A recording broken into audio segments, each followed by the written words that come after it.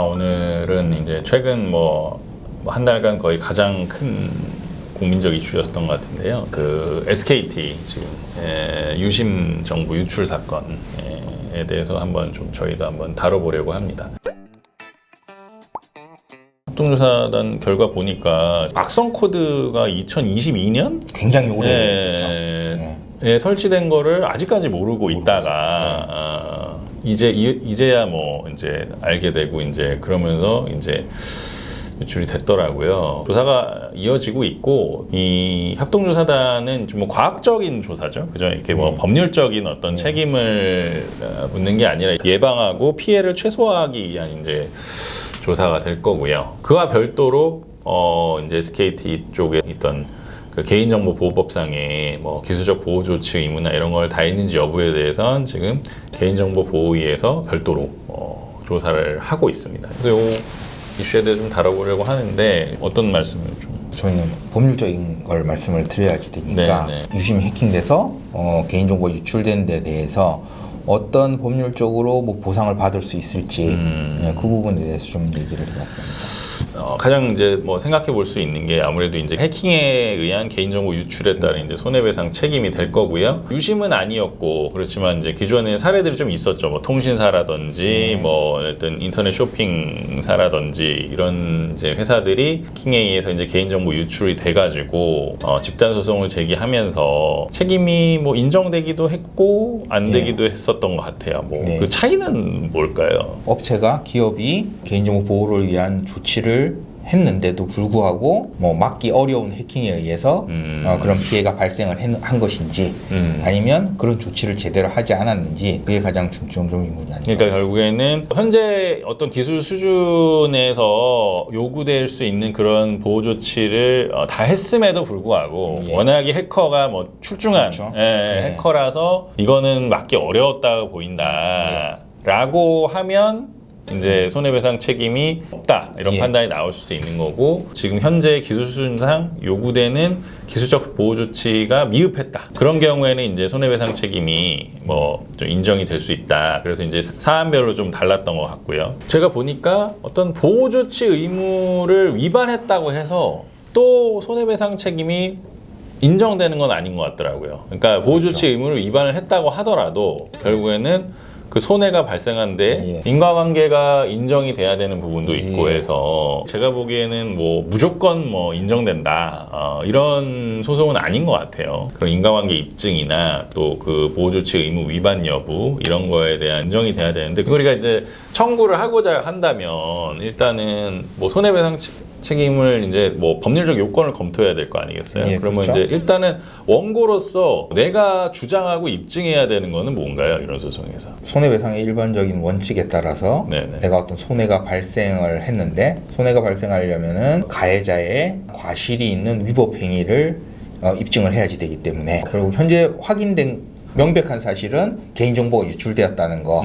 그 개인정보 유출이 되는 과정에 있어서 기업이 그 조치를 안 한 것이 맞는지 그 부분에 대해서 밝혀야지 되고, 그리고 일반적인 손해배상의 원칙에 따르면 그 조치를 안 했을 뿐만 아니라 조치를 안 한 게 그 기업의 고의나 과실도 있어야지 되죠. 일반적인 손해배상 책임이 인정이 되려면 일반적인 소송에서는 원고가 입증을 해야 되는데 이 지금 개인정보 유출과 관련된 그동안의 소송들을 보면 좀 다른 점이 있던 것 같은데 그렇죠. 설명 좀 해주시겠어요? 그러니까 이미 밝혀진 것은 정보가 유출됐다는 거, 그리고 거기 더해서 필요한 보호 조치를 하지 않았다는 거, 거기 있어서 기업이 과실이 있다는 점에 대해서는 원고가 피해자가 그걸 밝히기 굉장히 어렵죠. 왜냐하면 그 자료는 전부 다 기업 내부에 들어있는 거니까. 그렇기 때문에 거기에 대해서는 일반적인 원칙과 다르게 기업이 본인들이 과실이 없다는 것은 우린 충분히 필요한 보호 조치를 다 했다는 것을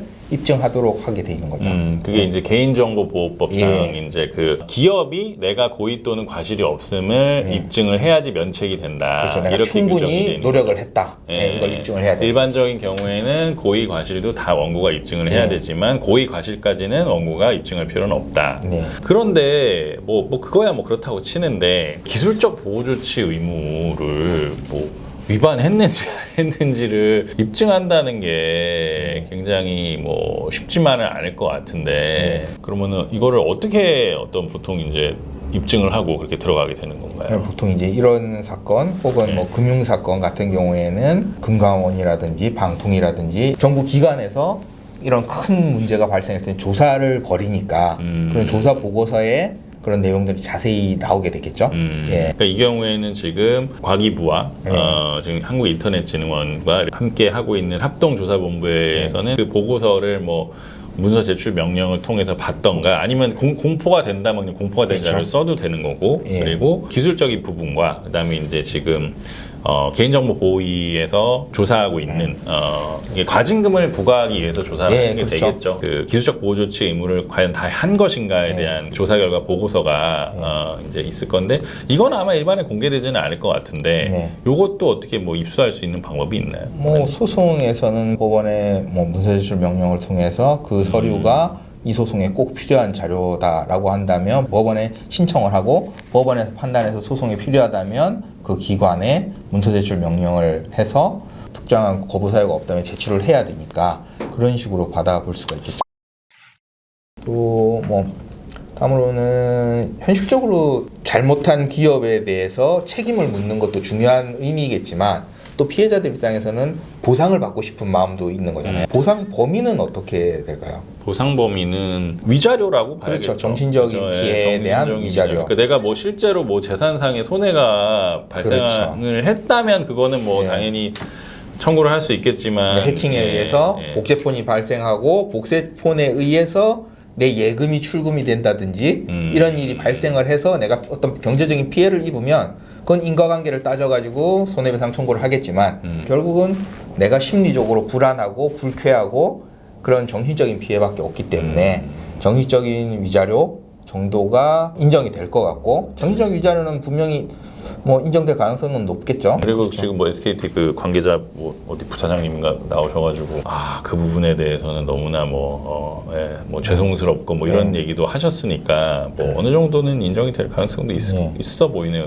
그러면은 뭐 인정되는 위자료 수준은 어느 정도 되나요? 뭐. 과거 사례들을 보면은 그러니까 대기업에서 개인정보가 유출됐을 때 인정했던 사례를 보면은 20만 원, 30만 원 10만 원 1인당 그 정도 금액을 그러니까 뭐 별도의 그 그렇죠. 재산적 피해가 입증이 안 된 그냥 진짜 단지 내 개인 정보가 유출돼서 그래서 내가 마음이 상하고 불안하다 이런 위자료로는 10만 원, 뭐 20만 원, 그 정도 30만 원, 그 정도를 인정한다는 거죠.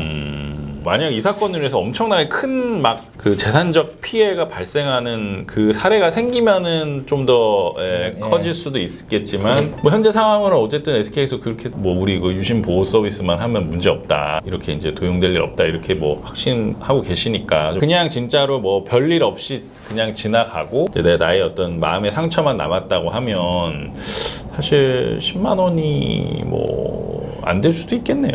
그렇죠. 그래서 그렇습니다. 그래서 여러분 뭐 지금 이제 막 붕괴하고 계시고 여러 가지로 뭐 그런 소송에 이제 참여하고 계신 분들 계실 테지만 그런 거를 감안해서 또 참가를 해보시는 게 좋을 것 같아요. 그리고 조건들도 다시 한번 검토를 해보시고 뭐 이제 이미 참가하신 분들은 뭐 어쩔 수 없을 것 같고. 향후 참가를 지금 뭐 계획하시고 계신 분들은 오늘 방송 참고하셔가지고 뭐 할 것인지 말 것인지를 좀 잘 합리적으로 결정하셨으면 좋겠고 무조건 이기는 거 아니에요. 진짜 진 사건도 있어요. 그냥 뭐 AI나 이런데 해킹으로 인한 개인정보 유출, 뭐 손해배상, 뭐 판례 사례 좀 찾아주고 그러면 쫙 나오거든요. 한번 보세요. 그러면은 진 사건도 꽤 있습니다. 그러니까 지금 안 하면 안 돼 이런 게 아니기 때문에 좀 더 이게 디벨롭이 되고 이 조사들이 이제 결과가 나오고 사실관계들이 명확해지면 그때 하셔도 저는 상관없을 것 같아요. 오늘 방송 뭐 지켜보시고 뭐 또 더 궁금한 점 있으시면 댓글 남겨주셔도 되고 저희도 계속 모니터링을 하고 있다는 점 잊지 말아주시고 앞으로는 이런 시사적인 문제에 대해서 좀 더 발빠르게 저희가 좀 너무 이런 걸 안 찍고 이제 그냥 법률 컨텐츠만 찍다 보니까 저희 와 보시면 진짜 좋은 그 컨텐츠들이 많거든요. 근데 유입이 잘 안 되더라고. 그래서 이제 저희도 좀 이런 좀 시사적으로 핫한 주제를 좀 다루면서 여러분의 궁금증도 해소시켜 드리고 그러고자 합니다. 감사합니다. 네.